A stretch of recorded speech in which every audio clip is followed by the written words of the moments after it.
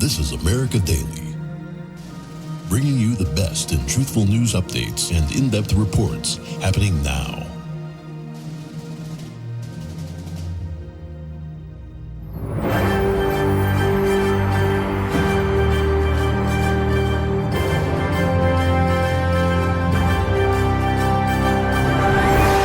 Welcome to America Daily. I'm Mark Jackson.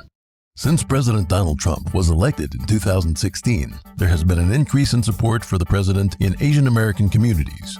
Asian Americans have largely been left out of the political debate, but that may be changing for the 2020 presidential election. Asian Americans are the fastest growing demographic and the overall highest earning group.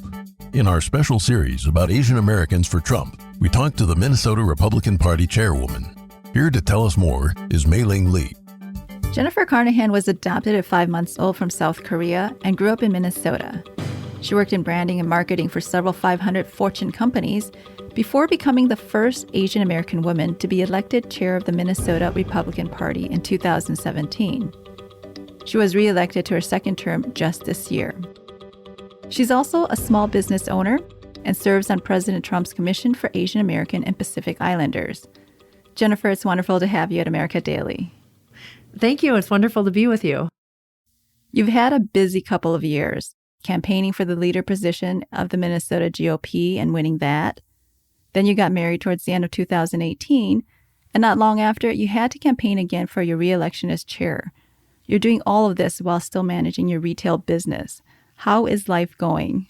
It's been going really well. I mean, life, you never know what life will throw your way. And it's certainly been exciting learning a new industry or a new field. You know, sitting on the sidelines and having political opinions and feeling very strongly about things is one thing, but then to immerse yourself into it, in this instance of being the chair of the party, has brought all kinds of new learning opportunities and experiences and has really helped me grow in a lot of ways too. How are you able to manage a busy schedule? I've always taken a lot on in my life. I've never just lived life where I've done one thing, whether it was being young, you know, and in junior high or high school, I was always in multiple activities. Same thing in college. And even after college, I've always, you know, whatever job I had, I've done that. I volunteered. I have my personal endeavors. So to me, it's no more of a full plate than anything I've really given myself before. It just wasn't kind of a more condensed time period. And where do you get the drive and motivation from? I think a lot of it is from my parents. You know, just growing up here from a young age, my parents always encouraged me to explore things, to dream things, and to go for them. And so I think it really happened when I was very, very young. I mean, I remember when I was in kindergarten, and this was so long ago, I think it was maybe 1 month into school, I got pulled into like a special, you know, I didn't know what it was at the time, not a counselor, but like a special session where they were doing all these tests on me, you know, educational tests. And they came back and told my parents she should not be in kindergarten. She should be a grade ahead. So what my parents didn't want me to skip a grade at that time. So they put me in, you know, at the time, kids were only going to kindergarten either in the morning or the afternoon. It wasn't full day. So I was in the morning, but I did go to school for a full day because I went to the first grade classroom for the afternoon. And then when I was supposed to move into first grade the next year, they wanted me to jump and go to second grade. And my parents opted not to do it because they were looking further ahead and they didn't want me to be the last one to be able to drive in high school, the last one to turn 21 in college. And so that's why they opted to have me do first grade instead of going straight to second grade. But I think it's at that young age, I was always kind of propelled into these different opportunities. And so it's just sort of how I've lived my life. What was life like growing up in Maple Grove? I loved growing up in Maple Grove. You know, we had a lot of great friends that, you know, on the street that we grew up on, you know, kids that I went to school with from a young age and then obviously was in school with until high school. Most people didn't move away in Maple Grove. Most people were moving in. So it was more like gaining new friends, not losing friends that you see kind of happen now when families are a bit more transient or maybe they leave the state or move somewhere else. Back then it was kind of like you built your one house and that's where your kids were raised. Or in our instance, you know, we moved when I was 12, but we only moved like 7 blocks away. So it wasn't that we moved that far.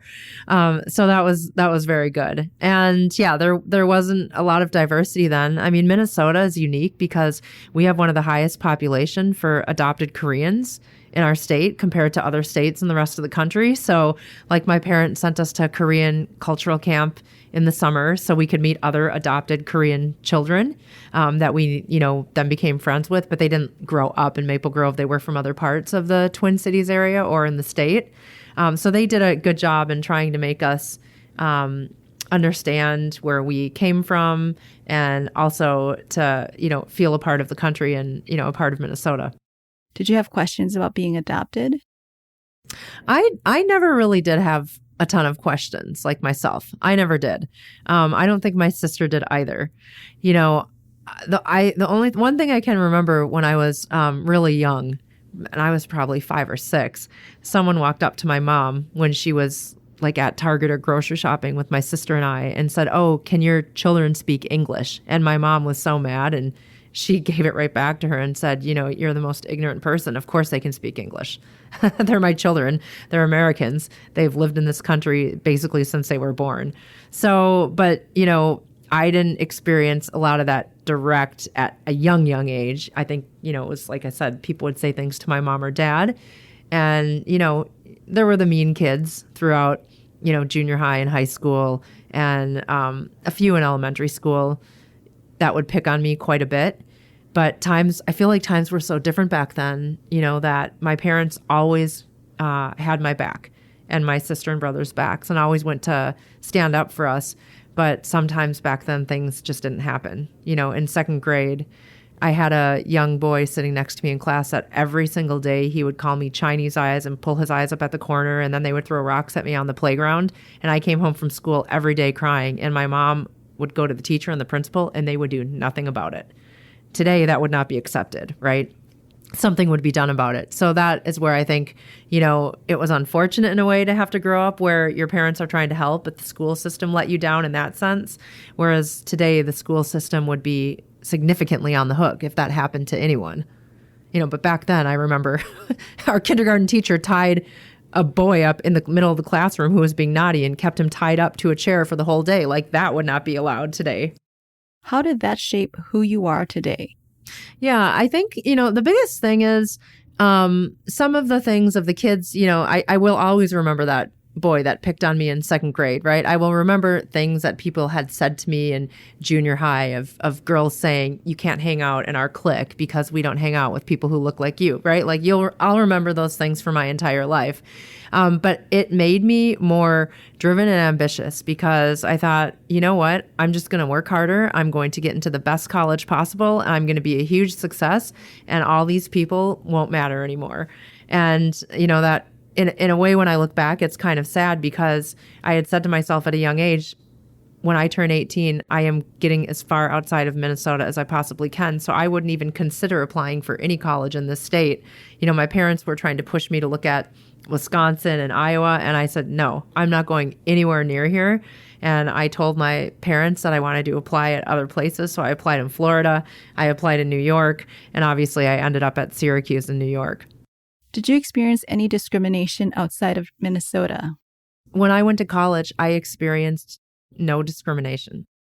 Being on the East Coast, where the kids that went to Syracuse, it's a private university, they came from all over the world. Syracuse, because it's private, it tends to draw a lot of kids from the boarding schools on the East Coast or international students that their parents had sent them over to come to high school in the U.S., right?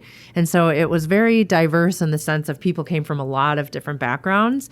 And so I really enjoyed that because I made friends from all walks of life. And again, like I said, the only discrimination I ever experienced in college was from a professor my freshman year, but none from my peers or any of the students. I never felt like, I couldn't get into the sorority because I'm Asian, right? I mean, when I went through sorority rush, I was called back by the top sororities that I wanted to be called back from. So it was a total positive experience. And then after college, I lived in Miami and again experienced nothing. And then I lived out on the West Coast in California in Los Angeles and Orange County. And again, didn't experience anything negative. So it was more so growing up in Minnesota And then when I did move back to Minnesota I think I came back when I was 29. And I worked for really good companies then, right? McDonald's Corporation, General Mills, Ecolab, and those companies are very diverse. They care about their corporate culture. They have a lot of inclusion opportunities with different employee organizations you can join. And so I really got involved in a lot of things that way. I helped found the Asian Association of MBAs in the Twin Cities, that chapter, right? And I was involved in the Asian Employee Group at General Mills. I founded the Asian Employee Network at Ecolab. They didn't even have one. They had a Black employee network, a Hispanic employee network, a female employee network, and at the time it was called a LGBTQ employee network, but they had no Asian employee network, and Asian employees made up the largest diverse percentage. So I actually took it upon myself to start that there. So I was able to do a lot of good things. And unfortunately, it wasn't until I really came back to Minnesota and entered politics that I started to experience some of the things that I experienced as a young child growing up here. And I say to my parents all the time, it's ridiculous that this is the only state I've ever experienced this in, and that I'm experiencing things that I experienced when I was 5 years old.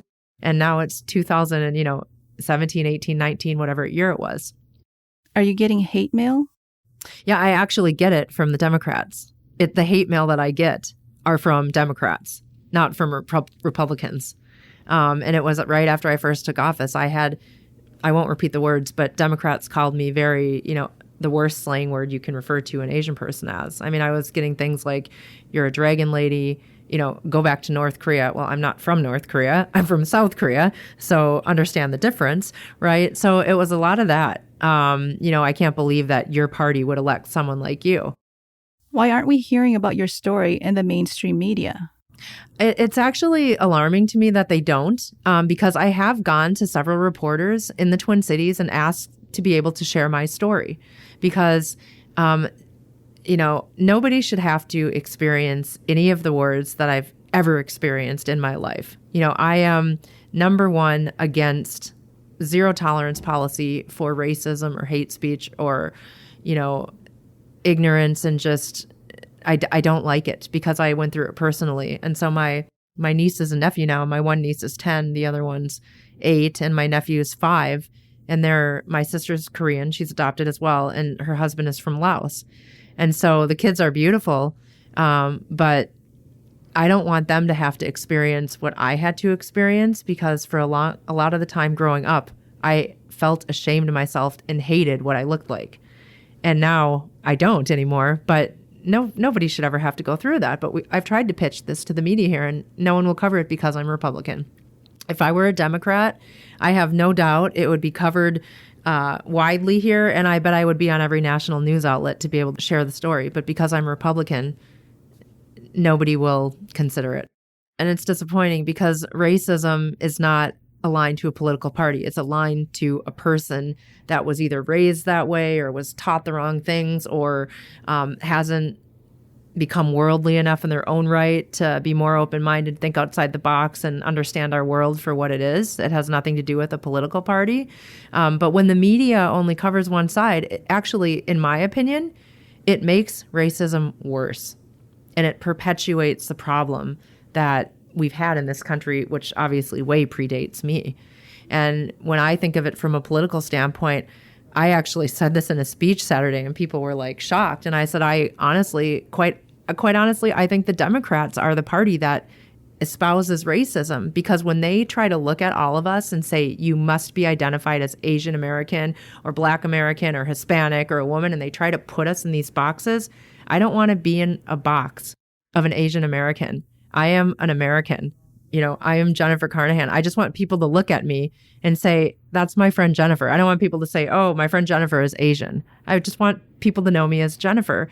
And I feel like they try to continuously put us in these boxes. And it's very, very frustrating. Why did you decide to go into politics? I've always cared about politics. I've been talking about politics since I was like 8 or 9 years old. I wasn't involved like some of these other young kids that their parents are really involved, and so they get involved door knocking and showing up. It wasn't to that level. I've just always really cared about it. And I mean, you can ask any of my friends from any stage of my life. I'm always the one that somehow turns a conversation into a political conversation. And in 2016, well, actually, in 2014, I decided to step away from corporate America and start my own business. So 2014 and 2015 is when I opened. You don't know how hard it is to become an entrepreneur until you actually do it.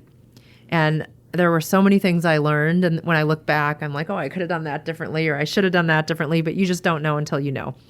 And I just realized how challenging it was. And I just became frustrated with the government. And I'm like, you know what? I have to stop sitting on the sidelines, because if I truly actually want to try to make change, then I need to figure out how to get involved and make change instead of just complaining and calling my friends every week. Oh, I'm so sick of this. I'm so sick of that. Right. So that's what prompted me to get involved. Why did you choose to run for the chair of the Minnesota Republican Party? I ran originally, I was asked to run for the Minnesota State Senate in Minneapolis. Not a winnable seat for a Republican, but I took on the challenge because I wanted to understand more about politics, what it meant to be a candidate, what does the inside operation look like, what do you have to do, so I learned a lot of things in a race that no one even cared that I was running, because the Democrats were never going to lose a seat. Republicans were never going to win it. So everyone just kind of let me do my own thing and figure it out, which was good because I really enjoyed it. And after I was done with that, I just started to think about how can I stay involved in politics and where could I actually bring my skill set forward and have it be utilized. And a lot of people said, well, maybe you could be a lieutenant governor candidate since governor's on the ballot in 2018. If you continue to network, someone would surely want you to be their running mate in that sense. And I said, no, I don't want to do that. I'm not doing this to be someone's running mate, right? I'm doing this because I want to influence change and drive change. And the reason I thought of chair is because my background is business. I have my MBA. I've led, $500 million business units. I'm a marketer at heart, marketing, strategy, brand management, product management. And I'm like, these are all the tools that the chair is responsible to do at the party. And I think that I can bring a different energy and voice into our party and a different way of looking at things and running the organization to help take us from kind of this, what my perception was kind of a mediocre level, and bring us up to a higher level to run a better strategy and get stronger messaging and have a different face for the party. So that's why I decided to run, and I thought my experience would fit in well. Did you feel confident you would win? No, I thought I was going to lose.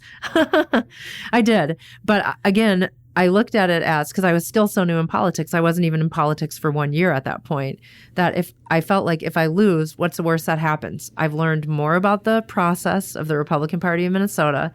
I've met more people in our party, and the people that I had met when I ran for state senate, I mean, I've made new lifelong friends out of it. So I'm like, okay, if the worst thing that happens is I come out with more lifelong friends and I learn more, that's not a loss. That's actually a huge win in life. And so I never viewed it as a losing. I didn't think I would win. I didn't want to lose, but I didn't think I'd win. And then when I did win, I was shocked. How was running for re-election different from the first campaign? Well, the second one wasn't as much fun because, like I said, the first one, I thought, I'm running, there's no loss in this. And the second one, it's like, okay, well, I already won. And so I don't want to lose at this point, because I did do a lot of good things for our party in the first 2 years. And I kept saying to my parents, if people can't recognize all these positive things that the party has seen under my leadership, and all they want to do is look and say, oh, we lost elections. Well, when the whole rest of the country, Republicans all over, even in very red states, lost elections, and say, oh, she sucks, she has to go out just because of that. So it was harder for me because it was trying to get over that hurdle with some people that weren't thinking big, because it's not one person's fault if elections are lost, especially when I'm not the candidate. My dad always said this. It's the candidate's fault for losing their races. People aren't voting for the chair of the party. They're voting for candidate A, B, C, D, E. It's the candidate's job to raise money. It's the candidate's job to go out and campaign and talk to the voters, and the party's there to support them with kind of the behind the scenes stuff. So it was frustrating because I announced and I was running unopposed for 2 months, and then 2 random people decided to jump in, and they were disruptors. They were people that haven't done anything to help this party in the way it needed to be helped, and their whole campaign was basically, we're running just because we hate her. And that's not a reason why you run for something. You don't run on hate. You run towards a vision or a mission that you have that you can share and inspire to others to get behind. What were your accomplishments after becoming chair? Yeah, the biggest things are, so on a financial level, when I took this party over, our party was almost $1 million in debt. And I have significantly reduced that debt. We're well below over 70% in 2 years. That's significant. We brought in revenues of nearly $6 million last cycle. We built out an intense ground game around the state, which has never been built in Minnesota before in this targeted of a way, where we're strategically going after voters. And we made 1 million direct voter contacts. Party's never done that before. And we did turn out a record number of votes for all of our Republican candidates, the highest vote totals in the history of the state. Even though we lost, that was historic in itself. And just being a positive face and voice in the media and being able to carry our message when the media wants to talk to me and not the candidates was really good. I mean, we had over 300 media hits. That's 20 times more than any past chairman has done. And we did start to bring some unity back to this party, because people have different factions and issues they care about. But we started to bring people together to look at the bigger issue of, hey, we're all Republicans. We don't need to fight over, 10% of issues that divide us. We have to focus on the 90% that unites us. So there were so many positive things. And when I was running for re-election, my pitch was, when you're building, you don't tear the whole house down. You actually keep building on it and make it stronger and keep going forward with the plan that's been developed. And you work towards that, because when you see a Fortune 500 company, because they have to report their numbers, if they have one bad year, they're not firing the CEO, right? They're looking at, hey, was the market bad? Was the industry bad? Or did we not innovate enough? Or, they look at many different facets and then they decide how to move forward. But it's never, let's go fire the CEO. Now, if they have 5 or 6 years of bad growth, consistently declining sales and other people in their categories are accelerating, then yes, you might go to, make a change in leadership. But, to me, it was just having to deal with that after how hard I had worked was very frustrating. Why do you think Asian Americans are ignored when it comes to politics? I feel like it's that way just in general, not even politics. So I feel like Asians are the forgotten race in this country. It's like there's a pecking order of race and Asians are at the bottom. It's like the Black African-American communities first, Hispanics second, and Asians third. And I've felt that way my whole life. So it's not even just politics, right? It's beyond that. But in terms of actually in Minnesota, yes, there is a huge Asian population in Minnesota, and they do vote Democrat. And it's because Republicans have not gone into those communities and started to build inroads and started to basically do the marketing and communications and awareness to them. And I wanted to do that in my first term, but it just was not possible with the financial situation I walked into, and also drinking from a fire hose and having to learn my job with basically no mentor or onboarding, that it was just, I was trying to do the best I could. But now that I'm reelected, this is an area that we are going to focus on. And we have an Asian American affiliate group, and I've been really encouraging them, like, we have to sit down, we have to have a strategy planning session, and you can use me to be a voice too, because, I'm Asian American. So we're going to start taking small steps, to start to build awareness in those communities. But you can't just go from nothing to where the Democrats are overnight. It's going to have to be a longer term approach that, we start small, this cycle, but then we just continue year after year after year, and then finally get to a place where we're maybe more on equal footing with the effort and concentration that the Democrats put into the Asian community in Minnesota. What do you say to the younger generation who may be afraid to voice their conservative views in public? Nobody should ever be afraid to share how they feel about life in the world, right? I mean, we can all disagree with one another. That's fine. But people should never be ashamed of feeling some way or holding a belief. I think that's just wrong. And that's the biggest issue I have with the Democrat Party is I feel like it's like I had said, they want to categorize me as this Asian. They try to shame people all the time and make them feel bad about what they believe. And people shouldn't have to feel bad about who they are or what their core values are or what their beliefs are. We should be able to respect that there are differences. And, I see it too with my nieces and nephew. My middle niece, who's 8 years old, told me that her teacher told her that President Trump hates little girls. And I said to my sister, I am going to that principal and I'm going to walk in there and give them a piece of my mind. And my sister said, no, you're not, because then I don't want Mallory to get retaliated on. I said, oh, if they retaliate on her, I said, believe me, I will go every day and sit in that school. But I didn't go talk to him because my sister asked me not to. But those are the kinds of things that are not right. And then, because they're in the classroom all day, so it's when they're home, our family, we have a lake home up north, and a lot of times the whole family's together. It'll be my mom and my dad and I trying to talk to our nieces and nephews about trying to explain to them why it was wrong, that your teacher said this to you. Or when you say things like, oh, Trump hates immigrants, it's not true. And we had to explain that to them through their grandparents, my brother-in-law's parents, who came here through a refugee camp in Thailand. They fled Laos during the Civil War, made their way to a refugee camp, and came to Brooklyn Park. And they've worked hard their whole lives and sent my brother-in-law to college, their only child, and paid for his college. They have their house paid off, and they're just really, really proud to live in this country. And so the way we explained it to them is, no, absolutely. Republicans and President Trump, we want people to be able to succeed, of course, so we explained it through something they could understand. And how can people get in touch with you, Jennifer? Yeah, so people can message me in a couple ways. My Twitter handle is at JKCARNAH. And then my email address is the word chair at mngop.com. Before we finish up, do you have any final words? No, like I said, the big thing is, at the end of the day, we all love this country.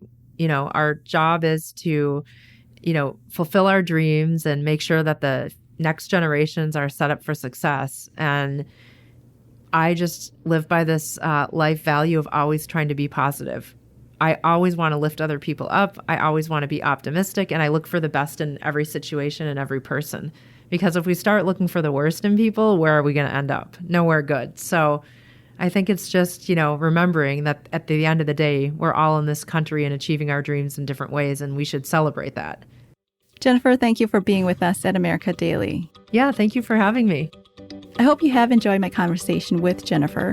I look forward to bringing you more stories of conservative Asian Americans. Thank you for joining me at America Daily. I'm Mei-Ling Lee. Until next time.